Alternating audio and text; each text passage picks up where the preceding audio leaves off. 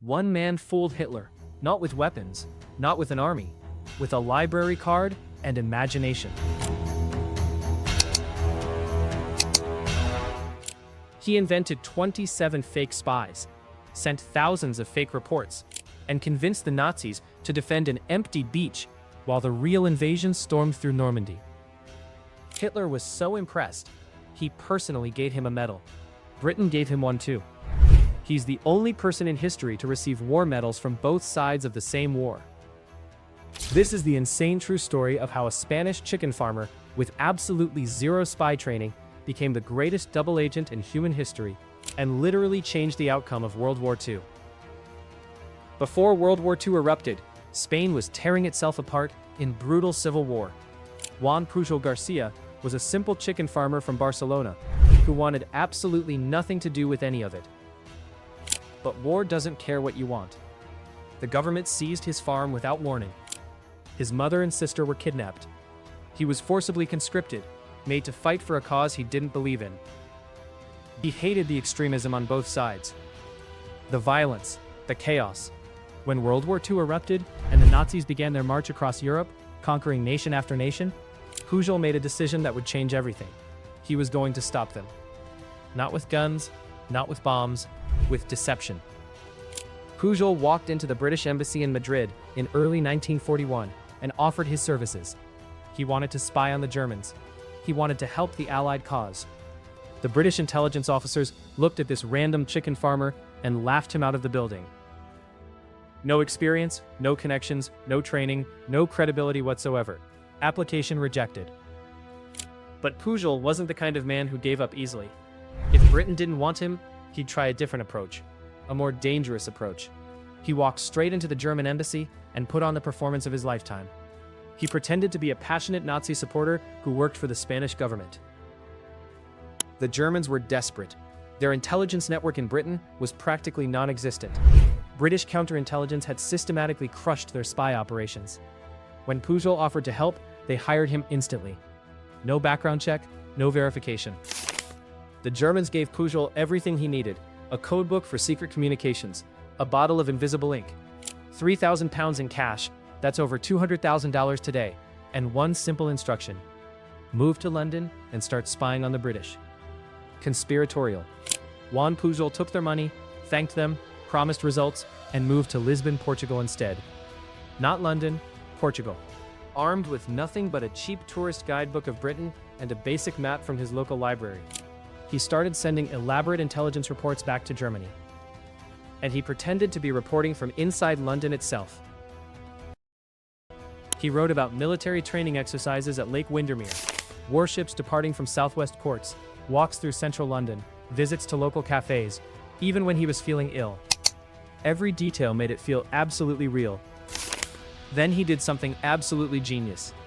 He started inventing subagents, an entire network of completely fictional spies feeding him information from all across Britain.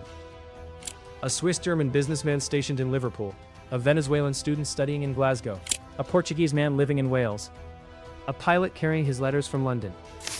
Each agent had elaborate, detailed backstories, families, problems, personalities. None of them existed. Not a single one. Pure fiction. But if the Germans ever questioned his information, Pujol could simply blame one of his subagents. After all, they were gathering the intelligence. Any mistakes were their fault. Built-in protection. And the letters were so incredibly long, so meticulously detailed, that the Germans started believing every single word. They were completely convinced. They even started paying him $500 every month. That's $11,000 in today's money. Every month. For spies that didn't exist. In his third letter, Pujol reported that a convoy of 18 ships had departed Liverpool on March 28th, headed for Malta. He completely made it up. But by the most extraordinary coincidence, a real British fleet had actually departed Liverpool around that exact same time. British intelligence intercepted the letter and went into absolute panic mode. A massive manhunt launched. Who was this spy network? Named after actress Greta Garbo, because they thought he was the greatest actor they'd ever seen. Now with access to actual military intelligence, he was about to take his deception to an entirely new level. The Allied forces were planning a major surprise attack on North Africa, where Nazi forces were gaining dangerous ground. Garbo's mission was simple: make Hitler think the attack was coming in Norway instead. For months, Garbo dropped very specific, calculated hints. One agent reported military mountaineering training in the Scottish Highlands. Another saw Canadian troops gathering in eastern Scotland. A third heard rumors of Russian forces advancing westward. Garbo never once mentioned Norway explicitly. He didn't have to. He painted a picture. The Germans put it together themselves, which made them believe it even more strongly. Hitler became obsessed with this Norwegian threat. Germany moved hundreds of thousands of troops to defend Norway's borders against an attack that would never come. Then Garbo pulled off an absolute masterstroke. He wrote a detailed letter, dated November 1st, outlining exactly how the Allies would attack North Africa. Every detail. But here's the genius part. He deliberately held onto that letter for an entire week. The letter arrived November 9th, one day after 100,000 Allied troops had already stormed the North African coast. The Germans read it. Every detail was perfectly accurate. But it was too late. Their response said, "We are terribly sorry your report arrived too late, but it is absolutely magnificent work." They never suspected the late delivery was intentional. By late 1943, the Germans were sending Garbo over $100,000 every single month to fund his network of 27 completely fictional spies. They trusted him so completely, they actually stopped hiring new spies in Britain. Everything was going through Garbo. And now it was time for the masterpiece, D-Day. June 6, 1944. The largest amphibious invasion in the entire history of warfare. Over 2 million soldiers from 12 different nations. 100,000 vehicles, thousands of ships and aircraft, all preparing to storm the beaches of Normandy, France. Urgent, but the Germans absolutely couldn't know where or when. Everything depended on complete surprise. Technical. The Germans upgraded Garbo's communication system. No more letters. Now encrypted Morse code radio transmissions. Instant communication. Direct line to German high command. Conspiratorial. Garbo began flooding them with carefully crafted reports, all pointing to one target: Calais, France. His agents reported tunnels under London being extended toward the southeast, massive ammunition being moved underground, assault barges gathering at Dover, Canadian troops arriving in Southampton, an entire phantom U.S. Army division assembling in southeast England. All completely fake, all perfectly coordinated, all pointing to Calais. To back up Garbo's lies, the British executed one of the most creative deception operations in history. They built an entire fake army. Hundreds of inflatable rubber tanks, scattered across fields, hollow wooden airplanes on fake airstrips, a gigantic fake oil storage facility in Dover, fishing boats transformed into battleships using Hollywood set techniques. German reconnaissance planes photographed everything. They even started bombing these fake installations. It was working perfectly.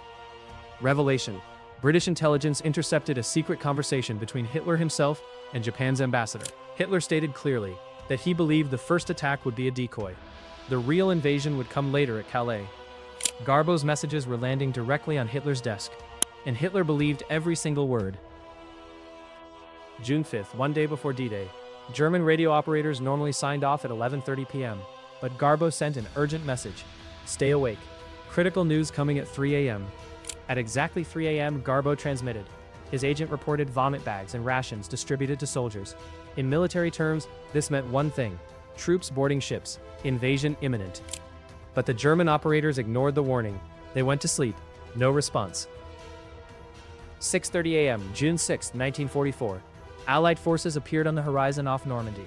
Complete surprise. The Germans were caught entirely unprepared. Allies outnumbered them 3-1. It was brutal fighting. Thousands of soldiers died, but the Allied forces secured their crucial entrance into France. Amazed disbelief. And here's the absolutely insane part. Even after the Normandy invasion clearly began, the Nazis still refused to move troops from Calais. In fact, they sent even more reinforcements there. They were still waiting, still believing, still convinced the real invasion would come at Calais any moment, waiting for a second attack that would never, ever come. Every lie, every detail, every fictional spy, it all worked. The Allies recaptured Europe. The war was won. Despite Germany's total defeat, Hitler was so profoundly impressed with Garbo's intelligence that he personally awarded him the Iron Cross, one of Nazi Germany's highest military honors. At the exact same time, Britain awarded Juan Pujol Garcia the Order of the British Empire for his extraordinary service. Juan Pujol Garcia became the only person in recorded history to receive official military medals from both opposing sides of the same war. Think about that. Both sides, the same war.